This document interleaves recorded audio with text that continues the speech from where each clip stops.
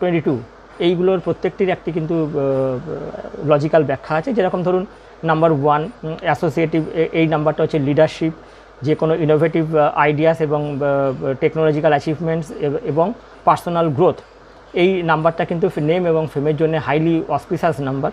এরপরে আমি নাম্বার 3 বলেছি, এটা হচ্ছে self expression, communication, creativity enhance করবে এবং যে কোনো মিডিয়া এবং এন্টারটেনমেন্ট জগতের ইন্ডাস্ট্রিতে, পাবলিক ফিল্ড, পাবলিক ডোমেইনে, আর্ট এবং মিডিয়া এই লাইনে এই নাম্বারটা এনহ্যান্স করবে আপনার, এবং এর সঙ্গে নেম অ্যান্ড ফেম আপনাকে এনহ্যান্স করিয়ে নিয়ে আসবে। নাম্বার 9 যদি রোল প্লে করে তাহলে ডেফিনেটলি সেখানে humanitarianism, wisdom, spiritual achievement, global awareness programme বা গ্লোবাল রেকগনিশন, এই ধরনের আপনাকে জায়গাগুলোকে বিল্ড করবে এবং আপনি এর থেকে ফেম, নেম এবং প্রসপারিটি আনতে পারবেন। লাইফ পাথ নাম্বার 13 ব্যাপারটা তাই, এটা ডাইরেক্টলি নেম এবং ফেমকে নিয়ে আসে ওভার এবং working against all the challenges. সুতরাং এই নাম্বারটা একটা বিশাল powerful number. Along with number 22, এটাও গ্লোবাল অ্যাওয়ারনেস এবং মাস্টারি ইন এনি ফিল্ড এটাকে নির্ভর করে, যে কোনো ফিল্ডের উপর আপনার দক্ষতাকে বাড়িয়ে দেয় এবং গ্লোবাল অ্যাচিভমেন্টস এবং ফেম রেকগনিশনটা নিয়ে আসে। তাহলে এই নাম্বারসগুলো যদি কোনো কারণে আপনার যদি জীবনে যদি উইক থাকে, অ্যাফ্লিক্টেড থাকে, তাহলে ডেফিনেটলি আপনার ট্যালেন্ট থাকা সত্ত্বেও আপনি ফেম পাবেন না। সুতরাং আমি বলবো যে এগুলো নিজেরা এক্সপেরিমেন্ট করে দেখতে যাবেন না ঘরে, আমাদের মুখের কথা শুনে কোনো বই পড়ে নিজেরা কিছু করতে যাবেন না। কারণ আমি যেটা আগে বারবার বলেছি, doctor is always a doctor, astrologer is always an astrologer. কারণ আমরা 3 বছরের পড়াশোনা করছি, বিশেষ করে আমি 3 বছরের পড়াশোনা করে হার্ডওয়ার্ক করে গোল্ড মেডেল নিয়ে তবে আমি এই কাজ করতে বসেছি। শুধু বই পড়ে যদি শিখে যেত তাহলে অ্যাকাডেমিক্সে যারা পড়াশোনা করছে যে স্টুডেন্টসরা, তারাও কিন্তু শুধু বই পড়ে তারা সব কিছু শিখে যেত, তারা ইভেন তাদের কিন্তু স্কুলিং এবং কলেজের কিন্তু কোনো প্রয়োজন ছিল না।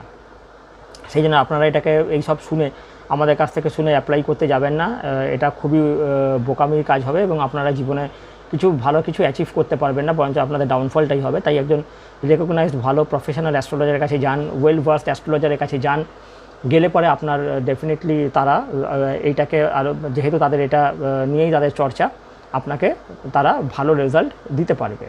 আপনি আমার কাছেও আসতে পারেন, ডেফিনেটলি যদি মনে করেন আমাকে প্রশ্ন করতে পারেন, আমি আমার সাধ্যমতো তার অ্যান্সার দেবো।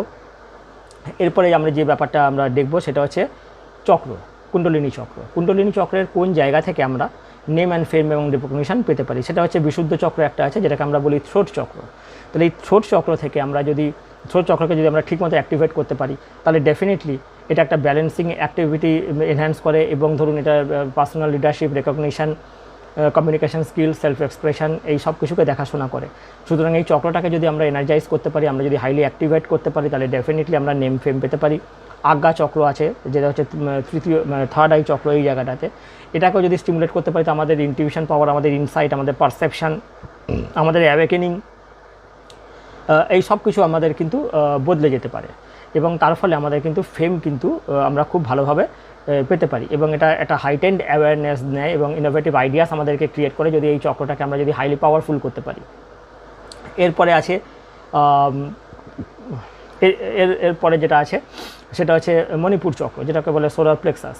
এটা আপার অ্যাবডোমেনে অবস্থান করে এবং এটার হচ্ছে সেলফ এস্টিম বাড়িয়ে দেয়, পার্সোনাল পাওয়ারটাকে ডেভেলপ করায় এবং উইল পাওয়ারটাকে প্রচণ্ডভাবে জাগ্রত করে দেয়। তাহলে এইগুলো দেখবেন যে নেম অ্যান্ড ফেম পেতে গেলে এই জায়গাগুলো কিন্তু, এই গুণাবলীগুলো কিন্তু বিশেষ প্রয়োজন আছে। তো এইটাকে যদি আমরা ব্যাপকভাবে জাগিয়ে দিতে পারি, আপনার কিন্তু ডেফিনেটলি নেম ফেম কিন্তু আসতে বাধ্য। তাহলে এইটা একটা দিক গেল। এরপরে ধরুন এইগুলো আপনি পাবেন কিভাবে, কি করণীয় আছে, এর সঙ্গে কি মন্ত্র আছে, এর সঙ্গে কি আরও কী কী করণীয় আছে, সেগুলো কিন্তু একজন প্রফেশনাল অ্যাস্ট্রোলজার এবং একজন ওয়েল ভার্সড অ্যাস্ট্রোলজার কিন্তু আপনাকে বলে দেবে। এরপরে যেটা মুদ্রা আমরা বলতে পারি, সেই মুদ্রাতে আমরা যদি আসি, সেটা হচ্ছে প্রাণ মুদ্রা একটা আছে, বরাহা মুদ্রা যদি একটা আছে, অভয়া মুদ্রা একটা আছে, জ্ঞান মুদ্রা একটা আছে, যোনি মুদ্রা একটা আছে। এতগুলো মুদ্রা কিন্তু আপনাকে কিন্তু এনহ্যান্স করবে এই নেম অ্যান্ড ফেমটাকে। প্রত্যেকটার পেছনে একটা করে কারণ আছে, ভিডিওটা অনেক বেড়ে যাবে এবং এইটুকু পরিসরে বলা তো সম্ভব না। আপনাদের শুধু ইন্টারেস্ট দেওয়ার জন্য যে what real astrology is and what real astrology can do and how to predict using real astrological ideas এবং প্রিন্সিপালস, সেই জন্য আমার এত কিছু বলা, কিন্তু খুব ছোট্ট পরিসরে।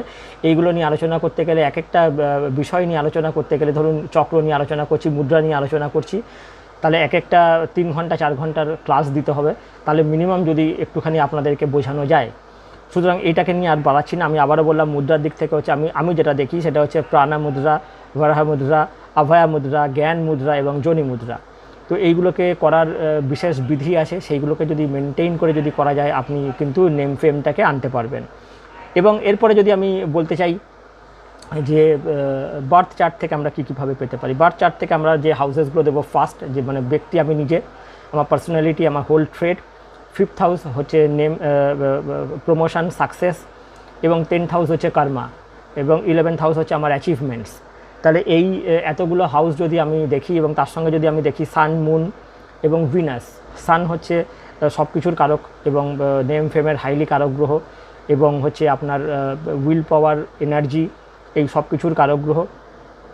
মুন হচ্ছে আপনার mind, creativity, self expression, thoughts এইগুলো, এবং ভিনাস হচ্ছে ম্যাটেরিয়াল অ্যাচিভমেন্টস, সুখ, কমফোর্ট, লাক্সারি।